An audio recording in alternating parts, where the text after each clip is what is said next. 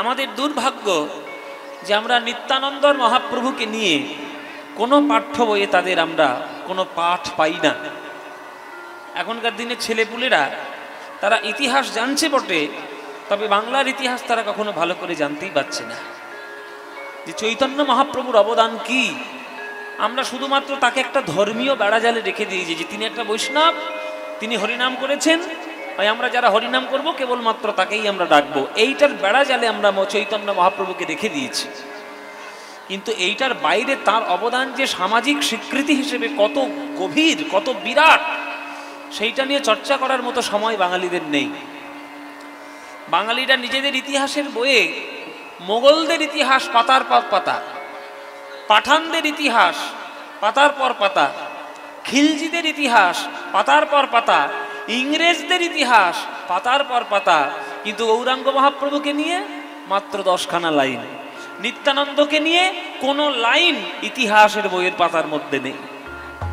তাহলে ছেলেপুলেরা কি সমাজ বুঝবে, আর কি প্রেম বুঝবে, কি মানবতা বুঝবে, আর কি তারা মানুষ হবে? এর থেকে দুর্ভাগ্য আর কিছু হয় না। চৈতন্য যতটুকু আপনারা পরিচয় পান এই কীর্তনের মাধ্যমে, আমরা কীর্তনিয়ারা একটু পড়াশোনা করে গান করতে আসি, খানিকটা আমরা জানতে পারি, সেগুলো আসরে আপনাদের মাধ্যমে দিতে পারি, তখন আপনারা খানিকটা শোনেন। তাই যখন শুনবেন কীর্তনানন্দ আমার চৈতন্য মহাপ্রভুর অবদান, সেটাকে ইতিহাসের পাতা বলে মনে রাখবেন, তবেই আপনারা তাকে সম্মানটা জানাতে পারবেন যে মহাপ্রভু আমাদের জন্য কি নিয়ে এসেছেন। রূপ গোস্বামী শ্লোক লিখেছেন। রূপ গোস্বামীর উজ্জ্বল নীলমণি বলে একটা গ্রন্থ আছে, সেই গ্রন্থটা পড়তে হয়। আর আরেকটা গ্রন্থের বর্ণনা ভূমিকার সময় এই শ্লোকটা লেখা আছে। আরেকটি গ্রন্থে দানকেলি কৌমুদী গ্রন্থ রয়েছে, তার এই মঙ্গলাচরণে এই শ্লোকটি লেখা আছে যে অনর্পিত চরিং চিরা করুণায় অবতীর্ণ কলৌ সমর্পয়িতমোন্নত উজ্জ্বল রসাম স্বভক্তি শ্রিয়।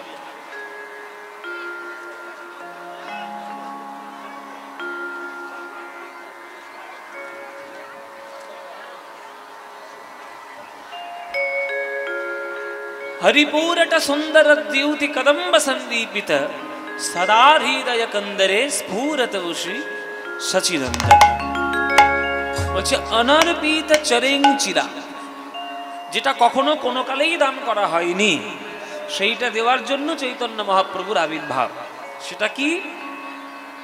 অনর্পিত চরিং চিরা করুণায় অবতীর্ণ হল, করুণা করিয়া মহাপ্রভু অবতীর্ণ হলেন। কি না সমর্পয়িতিম, সমর্পণ করার জন্য। কি সমর্পণ করার জন্য? না উন্নত উজ্জ্বল রসাং স্বভক্তি শ্রিয়ম, উন্নত উজ্জ্বল রসে সমৃদ্ধ নিজের ভক্তি সম্পদ দেওয়ার জন্য মহাপ্রভুর আবির্ভাব। মানে গোলকের প্রেম সম্পত্তি দেওয়ার জন্য আজ কলিযুগে মহাপ্রভুর আবির্ভাব। আর সেই মহাপ্রভু হাতে ধরে পায়ে পড়ে যেচে যেচে সেই প্রেম আমাদের দিয়ে গেছে। যেহেতু তিনি যেচে যেচে দিয়েছে, ওই জন্য বেশিরভাগ ভক্তরা তাকে সম্মান দেয় না। যেচে পেলে অনেকে তার সম্মান দিতে জানে না। যখন টাকা পয়সা দিয়ে কিনতে হয় তখন তাকে যত্নে রেখে দেয় তুলে সিন্ধুকের মধ্যে, আর যখন ফ্রিতে পেয়ে যায় তখন অযত্নে ফেলে রাখে পথের পাশে। আমাদের দশা তাই হয়েছে। মহাপ্রভু যেচে যেচে দিয়েছেন হরিনাম, যে কলিযুগে হরিনাম ছাড়া কোনো রাস্তা নেই ঈশ্বর পাওয়ার। তাই আপনাদের চরণে আমি প্রার্থনা করি, আপনারা হরিনাম করুন, তোমরা হরিনাম বলো।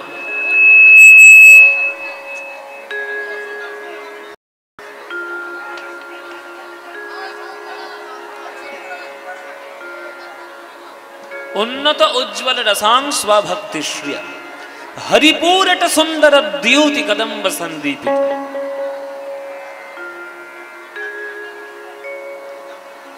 নিজের ভক্তি সম্পদ মহাপ্রভু সবার চরণ জড়িয়ে ধরে নিজের ভক্তি সম্পদ দিয়েছে। কি না হরিনাম, যে নামের মধ্যে সকল কিছু পাওয়া যায়, সকল মানব বন্ধন তৈরি করা যায়।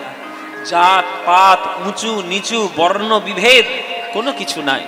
মহাপ্রভুর হরিনামের মালার মধ্যে মুসলমান হরিদাস চাঁদকাজিও যেমন ছিলেন, ব্রাহ্মণ কেশব কাশ্মীরি সার্বভৌম ভট্টাচার্যও ছিলেন, আবার অদ্বৈত আচার্যও ছিলেন, আবার শাক্ত ব্রাহ্মণ চাপাল গোপালও ছিলেন। কে নেই মহাপ্রভুর হরিনামে?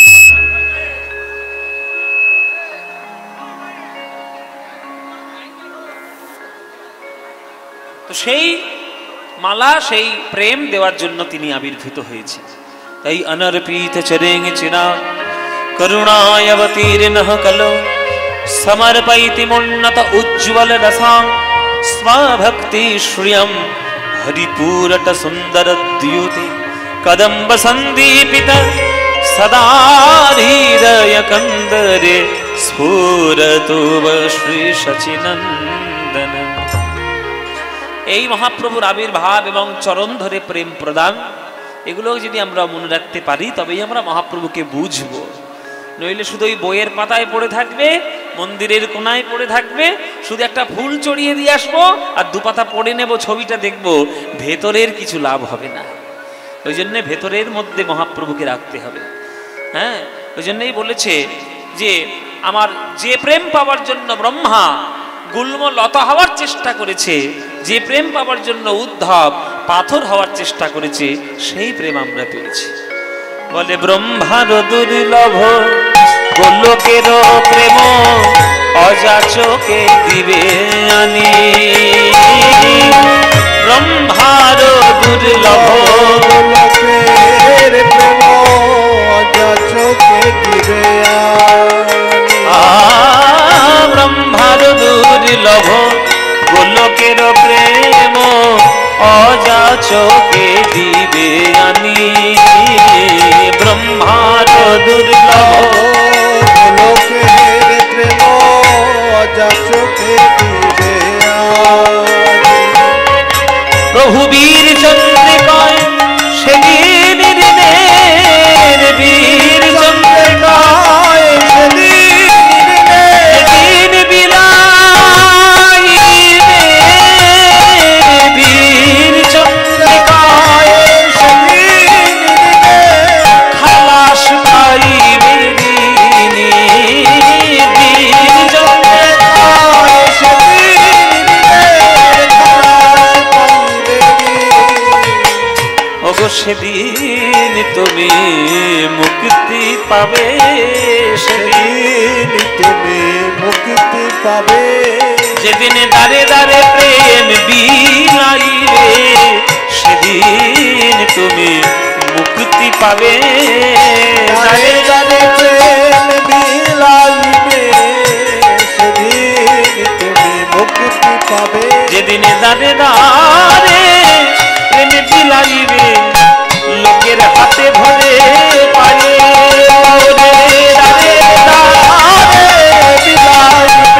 লোকের হাতে ধরে পায়ে পড়ে হরিনাম হরিনাম লহ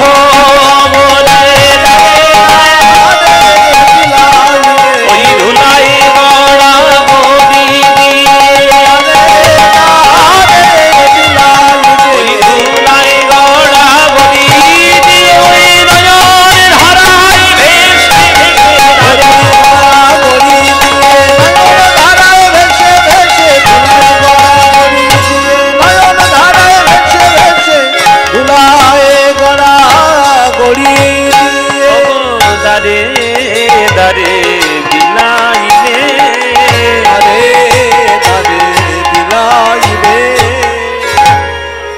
মহাপ্রভুর আশা রাধারানীর কাছ থেকে প্রেম ঋণ শোধ করার জন্য রাধা কৃষ্ণ মিলিত তনু সোনার গৌরাঙ্গ হয়ে আজকে মহাপ্রভুর আশা। তাই মহাপ্রভু যে প্রেম যে সম্পত্তি দিয়ে গেছেন, এই সম্পত্তি আমরা আর ত্রিভুবনে কোথাও পাবো না, কোনোদিন পাবো না। সেই গৌরাঙ্গকে দেখে আজকের নদিয়া নাগরীদের কি অবস্থা সেটা গৌরচন্দ্রিকার মধ্যে বর্ণনা হচ্ছে। তাই রূপ অনুরাগ, রূপানুরাগ, রূপ বর্ণনা নয়, রূপ বর্ণনা হলে আলাদা গৌরচন্দ্রিকা হতো, কিন্তু যেহেতু রূপানুরাগ ওই জন্য গৌরচন্দ্রিকা আলাদা। যে গোরা অনুরাগে মোর পরানো কাতরে নিরবধি ছল ছল আখি জল ঝুরে। যে একবার গৌরাঙ্গ মহাপ্রভুকে দেখেছে আত্মার অন্য কোনো রূপের দিকে তাকাতে ইচ্ছে হবে কি?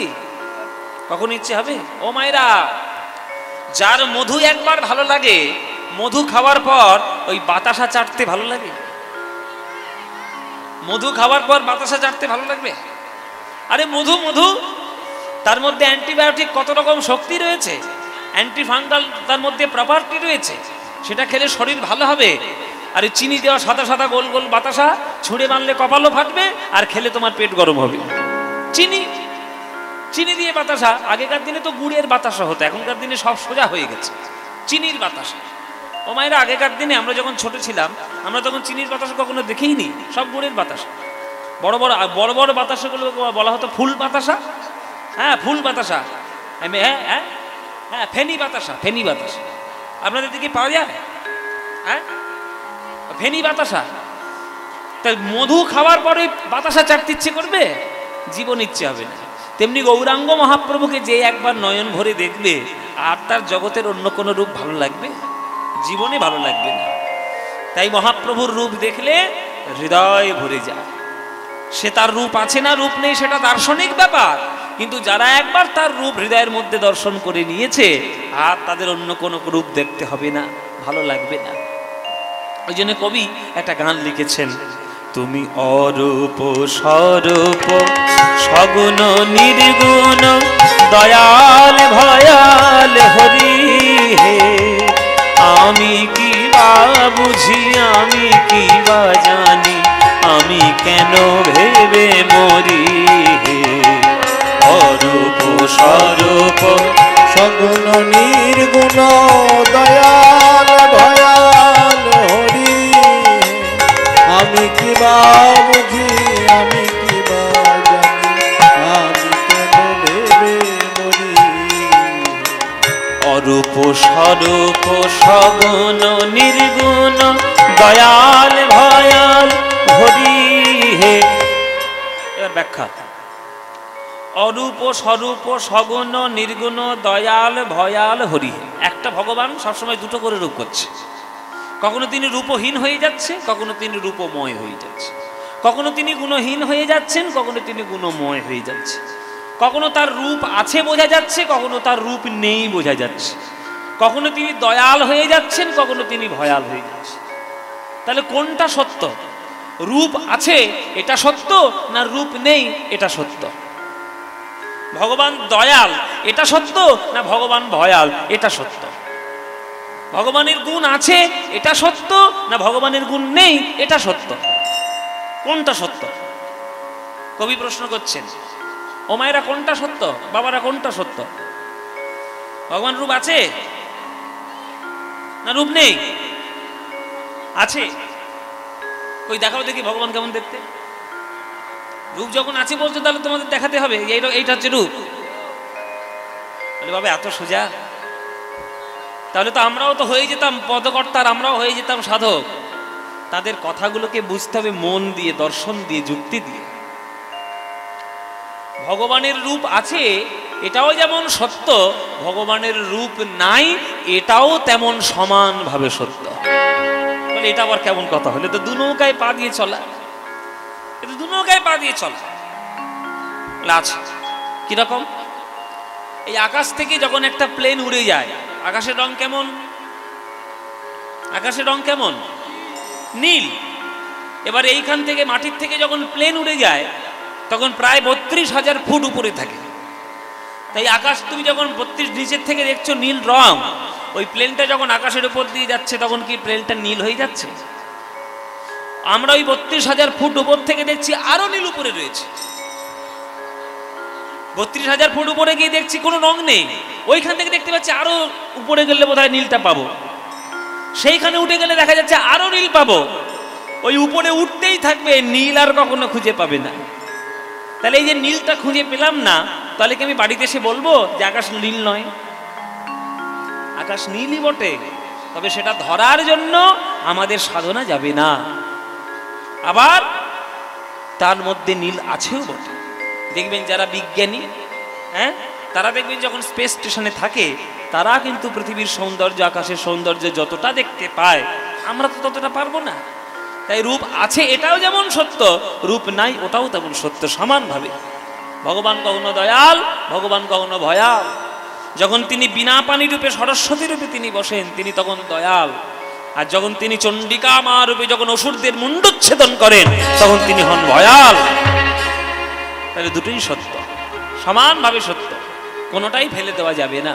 দয়াল ভয়াল হরি হে, আমি কি বা বুঝি আমি কি বা জানি, আমি কেন ভেবে মরি। অরূপ স্বরূপ সগুণ নির্গুণ দয়াল ভয়াল হরি হে, আমি কি বা বুঝি আমি কি বা জানি, আমি কেন ভেবে মরি। কি রূপে এসেছি কেমনে বাজাব, তা ভাবিয়ে কেন জীবন কাটাবো। কি রূপে এসেছি কেমনে বাজাবো, তা ভাবিয়া কেন জীবন কাটাবো। তুমি আনিয়াছো তোমারেই পাবো, তাই শুধু মনে করি। অরূপ স্বরূপ সগুণ নির্গুণ দয়াল ভয়াল হরি হে, আমি কি বা বুঝি আমি কি বা জানি, আমি কেন ভেবে মরি। ভগবান কেন এইরকম রূপে এলেন, ভগবান ওই রূপে কেন এলেন, সেটা আমাকে জিজ্ঞাসা করে আসবেন? এটা তার জগৎ, তার পৃথিবী, তার সূর্য, তার চন্দ্র, তার তারা, বিশ্ব ব্রহ্মাণ্ড তার। তিনি মালিক, তিনি যা করবেন আমাদের মেনে চলতে হবে। আমরা তো দাস মাত্র, তার উপরে দখলদারি করার অধিকার তো আমাদের নেই। তা তিনি যদি দয়াল মনে করে আসতে চান তো দয়ালই হবেন, তিনি যখন ভয়াল রূপে আসতে চান তো ভয়ালই হবেন। কোন পুজোটা করা ভালো? সরস্বতী পুজো করা ভালো না কালী পুজো করা ভালো? কোন পুজোটা করা ভালো মায়েরা? দুটোই ভালো। ওমা, আপনি সরস্বতী পুজো করলে আপনি কালী পুজো করবেন না? সরস্বতী পুজো করতে হবে, নইলে তুমি বেদ বিদ্যা জ্ঞান বুদ্ধি পাবে না। আবার কালী পূজাও করতে হবে, নইলে সমাজের অন্যায়কে রুখে দাঁড়ানোর ক্ষমতাও তোমার মধ্যে থাকবে না। কালী, অসুরদের মুণ্ডচ্ছেদন, দুটোই দরকার, কোনোটাই বাদ দেওয়া যাবে না। তাই সরস্বতী রূপে তিনি দয়াল, আবার কালী রূপে তিনি ভয়াল। তুমি যখন মা হও, তুমি যখন মা, তোমার 5 বছরের বা 10 বছরের সন্তান যখন একটা অন্যায় করেছে, খুব বড় ধরনের একটা অন্যায় করে ফেলেছে, তা তুমি একটা চর কষাবে না? তুমি তাকে শাসন করবে না? শাসন করো। বাচ্চাদের শাসন করা ভুলে যাচ্ছে বলে বাচ্চাদের এই যা তা হয়ে যাচ্ছে। আমরা ছোটবেলায় মার যা খেয়েছি এইসব বাচ্চারা ভাবতেই পারবে না। স্কুলের মাস্টারমশাইদের কাছে যা সব মারধর খেয়েছি, আর আমার মার হাতে তো খুবই মার খেয়েছি। হ্যাঁ, বলতে লজ্জা নাই, মার হাতে তো মার খেতেই হবে। বাচ্চা যখন শাসন অন্যায় করবে শাসন করুন, আবার সেই বাচ্চা যখন মাধ্যমিকে স্টার পাবে ওই মা গিয়েই দেখবেন ওই নানুর থেকে সব থেকে ভালো মিষ্টিটা কিনে নিয়ে এসে ছেলের মুখে দেবে। তাহলে আমি কি মনে মনে ভাববো, কোন মাকে আমি ডাকবো? আমাকে চর মেরেছে তাই অভিমানে বসে থাকবো, না মা আমাকে মিষ্টি খাইয়েছি বুকে জড়িয়ে ধরবো? কোনটা চাই আমার? আমার মা চাই। আমার মা কখনো দয়াল হবেন, মা কখনো ভয়াল হবেন। তা মা যেমন মা হয়, তার শাসনের রূপও রয়েছে, তার স্নেহের রূপও রয়েছে, তেমনি ভগবান ভগবানই হয়। তার জগৎকে চালানোর জন্য তিনি কখনো দয়ালু হবেন, কখনো ভয়ালু হবেন। দয়াল ভয়াল হরি হে, আমি কি বা বুঝি আমি কি বা জানি, আমি কেন ভেবে মরি। অরূপ স্বরূপ সগুণ নির্গুণ দয়াল ভয়াল হরি হে, আমি কি বা বুঝি আমি কি বা জানি, আমি কেন ভেবে মরি। কি রূপে এসেছি কেমনে বাজাবো, তা ভাবিয়ে কেন জীবন কাটাবো। তুমি আনিয়াছো তোমারেই পাবো, তাই শুধু মনে করি। এসব হচ্ছে গান। এই গান শুনলে আমাদের জীবন পরিবর্তন হয়, তাই এইগুলোই হচ্ছে প্রকৃত গান। ও মায়েরা, সমুদ্রের তীরে যখন বেড়াতে যাবে দেখবে সমুদ্রের তীরে, সমুদ্র থেকে যখন ঢেউগুলো আছাড় খেয়ে পড়ে, আছাড় খেয়ে কোথায় পড়ে? পাড়ের মধ্যে আছাড় খেয়ে পড়লো। এবার পাড়ে আছাড় খেয়ে পড়ার পর সেই ঢেউয়ের জলটা কোথায় চলে যায়? উপরের দিকে উঠে চলে যায় না, সেই জলটা বাবা জলটা আবার ঘুরে ফিরে তো সমুদ্রেই চলে যায়। তা সমুদ্র হচ্ছেন ভগবানের মতো, আমরা হলাম ওই ঢেউয়ের মতো ছোট ছোট তরঙ্গ। আমরা ভগবানের থেকেই এসে জগতের পাড়ে আছাড় খেয়ে পড়েছি, আবার জগৎটা যখন শেষ হবে আমরা এই জগৎ ছেড়ে তার কোলেই চলে যাব, যাব তার কাছেই। সুতরাং যাওয়াটা সেখানেই হবে, এই জন্য তাকেই আদর্শ করে জীবনে চলতে হবে, নইলে পাবে কি করে? কি রূপে এসেছি, কেমনে বা যাব, তা ভাবিয়ে কেন জীবন কাটাবো? তুমি আনিয়াছো তোমারেই পাবো, তাই শুধু মনে করি। না রাখি জটিল ন্যায়ের বারতা, বিচারে বিচারে বাড়ে অসারতা। আমি জানি তুমি আমারই দেবতা, তাই আনি হৃদে বলি, তাই আনি হৃদে বলি। না রাখি জটিল ন্যায়ের বারতা, বিচারে বিচারে বাড়ে অসারতা। যত যুক্তি তর্ক দেবে ভগবান তত তোমার থেকে পালাবে, জীবনে ভগবান তার কাছে আসবে না। আমরা তো যুক্তির মাধ্যমে ভগবানকে পেতে চাই। প্রেম ভালোবাসাকে আমরা যুক্তি দিয়ে ভাবি, স্বার্থপরতা দিয়ে ভাবি, কিন্তু প্রেম ভালোবাসা ভগবানের ভক্তি এগুলো যুক্তি দিয়ে হয় না। যত যুক্তি দেবে তত পালাবে ভক্তি। বিশ্বাসে মিলায় বস্তু, তর্কে বহুদূর। তর্ক করা যাবে না, বিশ্বাস করতে হবে। বিশ্বাস করলে যে ভগবান মেলে আমরা ভালো করেই জানি, আমি ভালো করেই জানি একদম। আমি বিশ্বাস করে যদি গান গাই, তেহাই করে গান সময় আসবেই আসবে, যদি বিশ্বাস করি। আর যদি বিশ্বাসের ডগমগ করে, আসবে না, সময় হারিয়ে যাবে গান। ওই জন্যে বিশ্বাস করতে হয় যে ভগবান আছে, তার চরণে পাবো। আর বিশ্বাস না করলে যুক্তি দাও, আর যেই আপনি যুক্তি দেওয়া শুরু করবেন ভগবানের জীবনে তোমার ধারে কাছে যাবে না। কেননা ভগবান বলবে যে তোর যদি যুক্তি দিয়ে আমার পাওয়ার ইচ্ছে তো যুক্তি দে, তোর কত পড়াশোনা দেখি, ভগবান পালাবে। ওই জন্য ভক্তি আর যুক্তি খানিকটা তেল আর জলের মতো। তেল আর জল জীবনে একসঙ্গে মিলবে না। যতই মিক্সচার গ্রাইন্ডারে তুমি ঘুরিয়ে দাও, ও তেল ঠিক উপরে ভেসে থাকবে, জল নিচে পড়ে থাকবে। তা যুক্তি হলো তেলের মতো, ভগবান হলো জলের মতো, সে পড়েই থাকে। ওই জন্য পেতে গেলে যুক্তি দিলে হবে না। যুক্তি থাকা ভালো, একেবারে যুক্তি থাকা ঠিক নয়, এই নেই এরকম ঠিক না। যুক্তি থাকা ভালো, পড়াশোনা জানা ভালো, জ্ঞান থাকা ভালো, অবশ্যই জ্ঞান শিখতে হবে। কিন্তু সেটা যদি ভক্তি মিশ্রিত না হয়, তাহলে কিন্তু সে জ্ঞানের কোনো দাম নেই, কোনো দাম নেই। প্রহ্লাদের কথা ভাগবতে পরিষ্কার করে লেখা। তার বাবাকে সে বলেছে, বাবা জগতের যত পড়াশোনা রয়েছে সব থেকে শ্রেষ্ঠ পড়াশোনা হচ্ছে নববিধা ভক্তি। শ্রবণং কীর্তনং বিষ্ণু শরণং পাদ সেবনম অর্চনং নন্দনং স্বক্ষং দাস্বং আত্মনিবেদনম। নববিধা ভক্তি হচ্ছে জগতের শ্রেষ্ঠ পড়াশোনা, বাকিগুলো গৌণ। প্রধান হচ্ছে ভক্তি, তারপরে যুক্তি। ভক্তি যদি না থাকে তোমার কোনো যুক্তি কোনো কাজে হবে না। ভক্তিবিহীন মানুষ যে কোনো সময় যুক্তি দিয়ে পশুর রূপ ধারণ করতে পারে। তার প্রমাণ আছে বাবা, তার প্রমাণ দিচ্ছি। Doctor APJ Abdul Kalam, doctor APJ Abdul Kalam বিরাট পড়াশোনা করেছেন। পড়াশোনা করে তিনি কি করেছেন? ভারতের সেবায়, ভারতের সেবার জন্য নিজেকে উৎসর্গ করেছেন। তাহলে একটা মুসলমান সে ভারতের সেবার জন্য নিজেকে উৎসর্গ করলেন, পড়াশোনা করে জ্ঞান লাভ করে মানুষের মতো মানুষ হলেন। তাই সবার বাড়িতে একটা করে ছবি তার আছে, সবাই আমরা তাকে প্রণাম করি, শ্রদ্ধা করি। আর একটা মুসলমান আছে, ওসামা বিন লাদেন ছিল। লাদেন বিরাট পড়াশোনা করেছে। কি পড়াশোনা করে কি করলো? লোককে কি করে মারতে হয় সেই বোমা তৈরি করে হাজার হাজার মানুষকে মারার যুক্তি রাস্তা দিয়েছে। তার ছবি কারোর বাড়িতে আছে? যদি কারোর বাড়িতে থাকে ছিঁড়ে নিয়ে এসে ফেলে দেবে দূর করে। কেননা সমাজ বিরোধী, সন্ত্রাসবাদী, যে মানব ধ্বংসের কাজে লেগেছে যুক্তি দিয়ে, আর ডক্টর এপিজে আব্দুল কালাম মানব বন্ধনের কাজে লেগেছে তার ভক্তি দিয়ে। ওই জন্যই আমরা তাকে শ্রদ্ধা করে প্রণাম করি।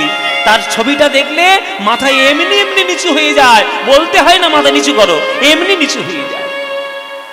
আর আরেকটা জনের ছবি দেখলে মনটা ঘৃণায় ভরে যায়। এই হচ্ছে ভক্তি আর যুক্তির পার্থক্য। রাবণের মতো তখনকার দিনের পণ্ডিত কেউ ছিল? ত্রেতা যুগে রাবণের মতো পণ্ডিত কেউ ছিল না, এমনকি রামও নয় এত বড় পণ্ডিত। কিন্তু তবু সেই রাবণের বংশ নির্বংশ হলো, ধ্বংস হলো। কেন? ওই বেশি যুক্তি দেখানোর ফলে। অহংকার, অহমকা, গর্ব, যুক্তি, পড়াশোনা, যুদ্ধবিদ্যা, কূটনীতি সব শিখেছে, মানব বন্ধনের রাস্তা সে তৈরি করতে পারল না। ওই জন্য আজও পর্যন্ত তার নামে কেউ নাম রাখে না, রামের নামে সবাই নাম রাখে।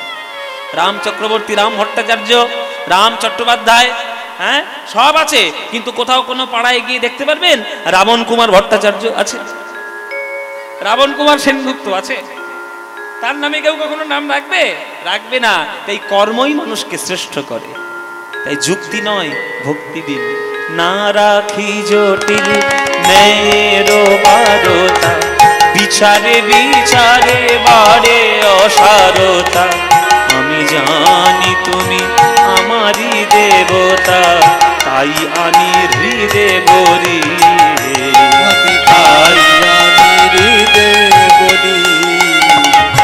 তাই বলে ডাকি প্রাণ যাহা চাই, ডাকিতে ডাকিতে হৃদয় জুড়ায়।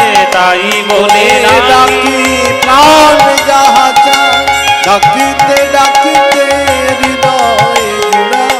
যখনই যে রূপে প্রাণ ভরে যায়, তাই দেখি প্রাণ ভরি। আপনাদের এই বীরভূম জেলা সাক্ষর বৈষ্ণবের মিলন ক্ষেত্র, না মায়েরা বাবারা? বীরভূম জেলা শাক্ত আর বৈষ্ণবের মিলন ক্ষেত্র না? বৈষ্ণব যদি পেতে যাও দেখবেন রামচন্ডী দাস, আমাদের জয়দেব গোসাবার রামচন্ডী দাস, সেও আবার বাসুলি মায়ের ভক্ত, সেও আবার মায়ের ভক্ত বলেই আজকের পদাবলী রচনা করেছেন। আর তার পদাবলী মহাপ্রভু মাথার উপরে শ্রেষ্ঠ করে রেখেছে। তাহলে বৈষ্ণবদের ক্ষেত্র। আর নিত্যানন্দ প্রভু মানে বৈষ্ণবদের একেবারে তীর্থভূমি। আবার সাধন ক্ষেত্রে দেখুন, সাধক বামাখ্যাপার জন্মস্থান ওইখানে। তাহলে আমার যাকে মনে হবে আমি তাকেই ডাকবো। আমি কার যুক্তি শুনবো? শুনি। আপনার যাকে মনে হবে তাকেই ডাকবে। কালীকে ডাকতে ছিল কালীকে ডাকুন, সরস্বতীকে ডাকতে ছিল সরস্বতী ডাকুন, শিব, সূর্য, গণেশ, হ্যাঁ আমাদের নিতাই, আমাদের গৌর, যাকে মনে হবে তাকে ডাকুন, কোনো বিচার নেই। শুধু ভক্তিটা মনে যত্ন করে রাখতে হবে। ঘরে যদি চাল থাকে তুমি নানান ধরনের রান্না করতে পারো, আর চালই নেই তুমি সারাক্ষণ শুধু তরকারি রান্না করে যাচ্ছ, খাবে কেউ? কি গো মায়েরা, আমি বাস্তব কথা দিয়ে উদাহরণ দিতে ভালো লাগে আমার। ঘরে তোমার চাল আছে, তুমি পনিরের তরকারিও করতে পারবে, এঁচড়ের তরকারিও করতে পারবে।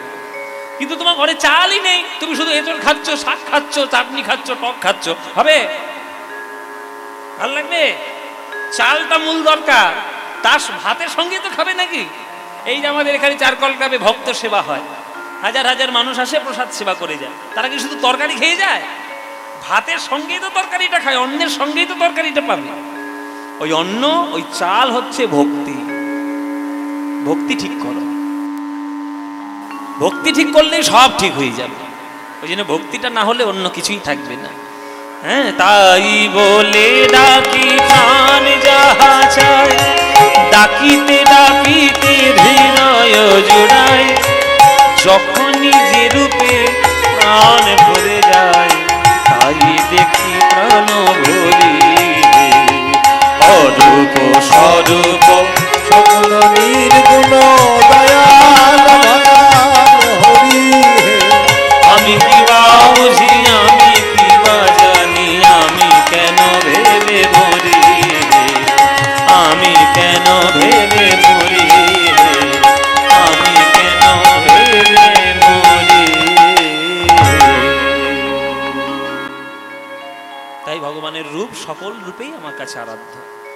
তাই গোড়াই অনুরাগে মনে পড়ানো কাতরে, নিরবধি ছল ছল আখি জল জুড়ে, আখি জল জুড়ে। ও গো গোরা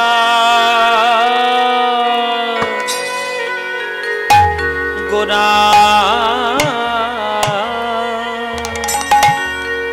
ও গো গোরা গোরা করি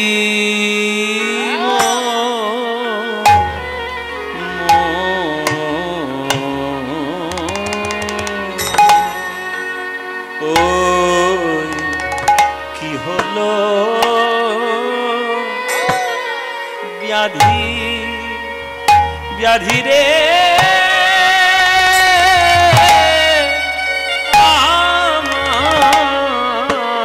আমার গোরা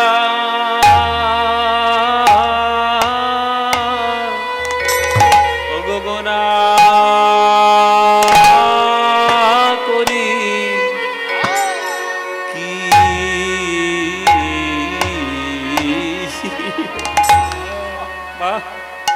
ও গো কি হলো ব্যাধি ও গো আমার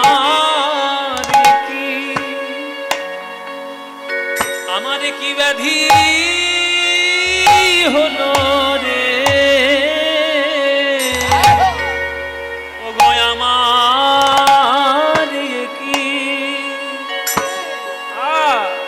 কি ব্যাধি হলো রে আমি আর যে ধৈরাজ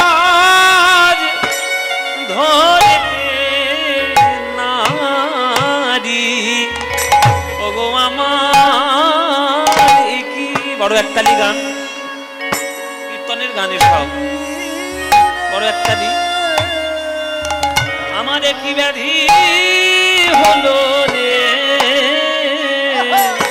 ও গো আমার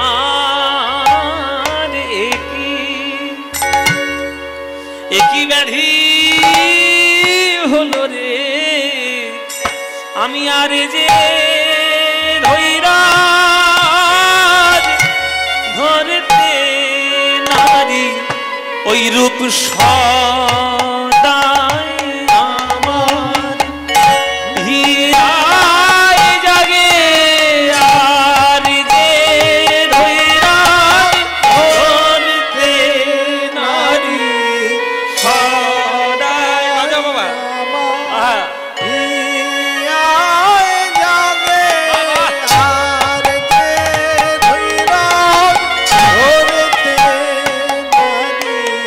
সদাই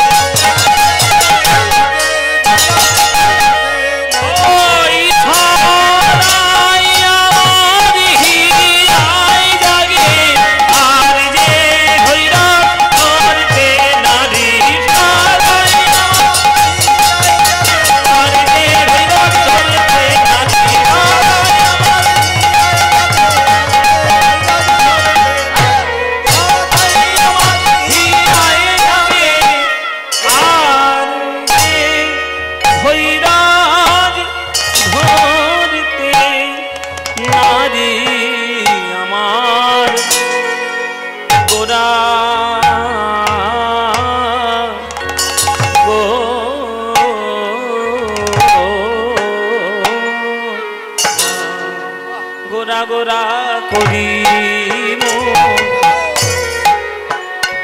কি হলো ব্যাধি রে গোরা গোরা কি যে হলো ব্যাধি ওগো নিরবধি পরে মনে নিরবধি পরে মনে আমার গোরা গুণ নিধি রে নিরবধি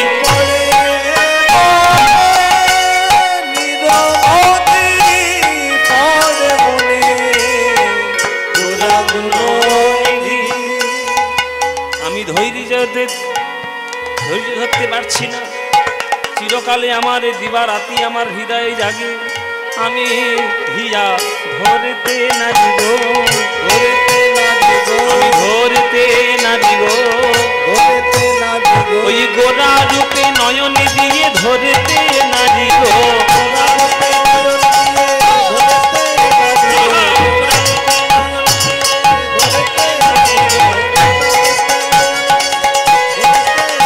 ওই সদাই আমার হিয়াই জাগে ধরতে না দিব ওই হৃদয় মনে আকুল করে গোরা গোরা গোরা বলে হৃদয় মন আকুল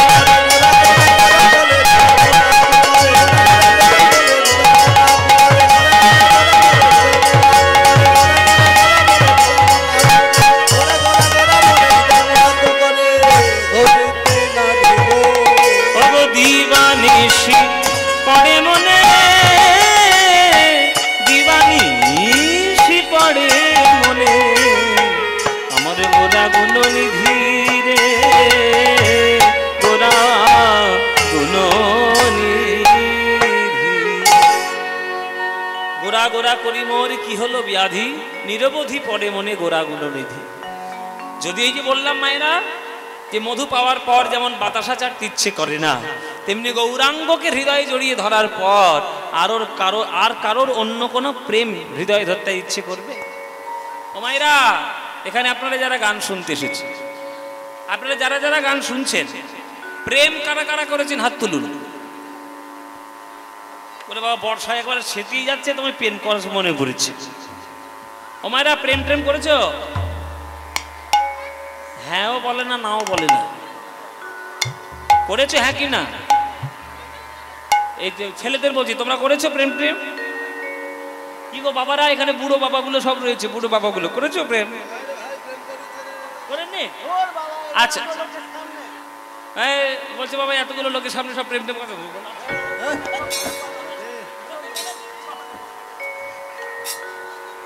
আচ্ছা আপনারা আমি আপনাদের প্রেমের কথা বললাম অমনি আপনাদের মাথায় চলে এলো যে আই লাভ ইউ প্রেম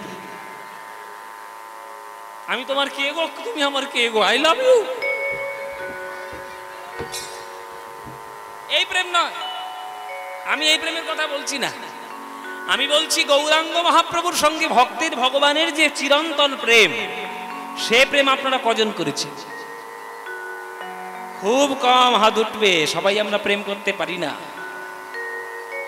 আমরা সবাই হচ্ছি স্বার্থপর তাই প্রেমের মানে আমরা বুঝি না প্রেমের মানে হচ্ছে একে অন্যের জন্য শুধু লুটিয়ে যাওয়া জীবন যৌবন দেহ মন প্রাণ যেমন কৃষ্ণকে ভালোবেসে রাধারানী কৃষ্ণের কাছ থেকে কিছু দাবি করেছে যে আমাকে একটা বড় রাজ্য লিখে দিতে হবে তোমাকে আমি ভালোবাসি আমাকে সর্বক্ষণ খেয়াল রাখতে হবে আমাকে দিনরাত মোবাইল ফোন করে একটু মিস কল মেরে খবর নিতে হবে যে আমি কেমন আছি না আছি এইরকম কোনো দাবি দেওয়া রাধারানী কৃষ্ণের কাছে করেছেন কি করেননি রাধারানী শুধু ভালোবাসা দিয়ে গেছেন গোবিন্দের কাছ থেকে কিছু নিতে শেখেননি আর আমরা ভগবানের কাছ থেকে শুধু নিতে শিখেছি ভগবানকে কিছু দিতে শিখিনি তাই আমরা প্রেমের মানে জানি না আমরা স্বার্থপরতার মানে জানি ভগবান তুমি আমায় দাও আমি তোমায় দেব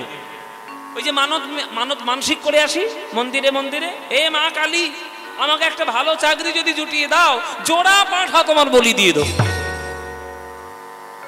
মানে কত বড় স্বার্থপর দেখুন আপনি আপনি একটা চাকরি পাবেন বলে দুটো পাঁঠাকে আপনি কেটে দিতে পারেন আপনি চাকরি পাবেন তার জন্য আপনি দুটো পাঁঠার বলি দিয়ে দিচ্ছেন, মেরে ফেলছেন তাকে। তাহলে আপনি স্বার্থপর ছাড়ার কি কি আপনি স্বার্থপর ছাড়া। আমিও সেম। আমরা যখন ভগবানের কাছে মন্দিরে যাই তখন রাশি রাশি চেয়ে নিয়ে আসি। জেনে রাখবেন, যেখানে চাওয়া পাওয়ার সম্পর্ক সেটা প্রেমের সম্পর্ক নয়, সেটা ব্যবসার সম্পর্ক। ব্যবসার সম্পর্ক মানে তুমি আমায় দাও, আমিও তোমাকে দেব, তাহলে ব্যবসা হলো, প্রেম হলো না। প্রেম মানে একজনের জন্য লুটিয়ে যাওয়া সারা জীবন। কৃষ্ণ রাধারানীর থেকে হাজার হাজার কিলোমিটার দূরে থেকেছেন, কিন্তু নিজের হৃদয়ে ছাড়া কখনো রাধারানীকে করতে পারেননি। রাধারানী কৃষ্ণের জন্য সারা জীবন কেঁদে গেছেন, কিন্তু অন্য কোনো পুরুষের প্রতি তার মন কখনো যায়নি। কৃষ্ণ ছাড়া তার কাছে কেউ নেই, আর কৃষ্ণের কাছে রাধারানী ছাড়া প্রেম আর কেউ নেই। তাই না তারা শ্রেষ্ঠ, তাই না তারা আজকের শ্রেষ্ঠ জায়গায় গিয়েছেন। আর সেই প্রেম গৌরাঙ্গ মহাপ্রভু তোমাদের হাতে পায়ে ধরে দিয়েছেন যে ওগো হরির নাম হরির নাম হরির নামৈব কেবলম কলৌ নাস্তিব নাস্তিব নাস্তিব গতিরন্যথা। কলিযুগে নামে বিনা গতি নাই, গতি নাই, গতি নাই। তাদের হাতে ধরি পায়ে পড়ি একবার হরি বলবো, তাহলে আমরা সেই প্রেমের মান না বুঝে আমরা শুধু স্বার্থের সম্পর্ক। কি করিব কোথায় যাব গোরা, আমার গোরা মনোরাগে গো। কি করিব কোথায় যাব রাগে গো, কি করিব কোথায় যাব গোরা অনুরাগে গো। কি করিব কোথায় যাব গোরায় রাগে, দিবানিশি গোরা রূপ হিয়ার মাঝে জাগে ও। দিবানিশি গোরার হৃদয় মাঝে জাগে রে। এমন একটা দেশের নাম বলতে পারো যেখানে হলুদ বলতে কিছু থাকবে না। গৌরাঙ্গের রূপ তো হলুদের মতো বর্ণ সুন্দর সোনা, ওই হলুদ রং কোথাও কোনো দেশে নেই। এমন একটা দেশ বলতে পারো। তরকারি রান্না করতে গেলে হলুদ রং তো হলুদ দিতে হবে না? হলুদ রং থেকে কষ্ট হচ্ছে, তাহলে হলুদ দেবো কেন? সাদা তরকারি করবো। কালকে থেকে কোনো তরকারিতে হলুদ দেবে না, হলুদ ছাড়া তরকারি করবে। হলুদের দেখলেই যদি আমার এত গৌরাঙ্গ মহাপ্রভুর অনুরাগ জেগে ওঠে, তাহলে হলুদ আমি কেন দেব? ওরে হলুদ দেখবো না, হলুদ শুনবো না, গোরা রূপ দেখবো না, গোরা নাম শুনবো না। গৌরাঙ্গ বিষয়ক যা কিছু আছে তাই আমি দেখবো না, শুনবো না, ধারণ করব না। কেননা গৌরাঙ্গ নাম নিতে যদি আমার হৃদয় এত কষ্ট হয়, কেন আমি গৌরাঙ্গের নাম নেব? হলুদের মালা পরবো না, তরকারিতে হলুদ দেব না, আর হলুদ রঙে দেখবো না, গোরা নাম শুনবো না। কীর্তন যদি শুনতে ভালো লাগে, গৌর চন্দ্রিকাটা বাদ দিয়ে কীর্তন শুনবো। মানে গৌরাঙ্গ বিষয়ক কোনো কিছুই আমি নেব না। কি করিব কোথায় যাব গোরা অনুরাগে গো। কি করিব কোথায় যাব গোরায় রাগে গো, দিবানিশি গোরা রূপ হিয়ার মাঝে জাগে গো। দিবানিশি গোরার হৃদয় মাঝে জাগে গো। এবার কথা হচ্ছে যে চোখ, আমাদের যে পাঁচটা ইন্দ্রিয় রয়েছে, চক্ষু, কর্ণ, নাসিকা, জিহ্বা, ত্বক। তাহলে হলুদ মানা পরবো না, তাহলে ত্বকের ব্যাপার গেল। হলুদ রং দেখবো না, চোখের ব্যাপার গেল। হ্যাঁ, গৌরের নাম শুনবো না, কানের ব্যাপার গেল। গৌরের প্রসাদ গ্রহণ করবো না, জীবের ব্যাপার গেল। বা গৌর গৌর বলবো না, এটাও জীবের ব্যাপার গেল। আমি কোনো কিছুই গৌরাঙ্গ বিষয়ক নেব না। তাই আমি ইন্দ্রিয়দেরকে ধরলাম, ওরে ইন্দ্রিয় রে, ওরে আমার কান, ওরে আমার চোখ, ওরে আমার জিহ্বা, তোরা যেন গৌরের কোনো কিছু আমাকে বলিস না। গৌরকে দেখলে যদি আমার হৃদয়ে এত কষ্ট হয়, প্রেম মানেই তো কষ্ট। যারা প্রেম পূর্ণতা পেয়েছে যাদের, তারা প্রেম সম্বন্ধে জানে না। যারা কষ্ট পেয়েছে সারা জীবন তারা প্রেমটা জানে। আপনারা যারা যারা কীর্তন শুনতে এসছেন, আপনাদের একটা সোজা কথা বলে রাখি, পরিষ্কার কথা। কার গায়ে ঝাল লাগবে না লাগবে আমার দেখার দরকার নেই, আমি পরিষ্কার কথা বলবো। কৃষ্ণকে যদি আপনি ভালোবাসেন বা গৌরকে যদি আপনি ভালোবাসেন, তাহলে মানসিক প্রস্তুতি নিয়ে রাখবেন যে সারা জীবন আপনাকে চোখের জলে কাঁদতে হবে। এটা মানসিক প্রস্তুতি নিয়ে রাখুন। যদি রাখতে পারেন তাহলে গৌরাঙ্গ আর কৃষ্ণকে ভালোবাসুন, নইলে ভালোবাসা পাবেন না। কেননা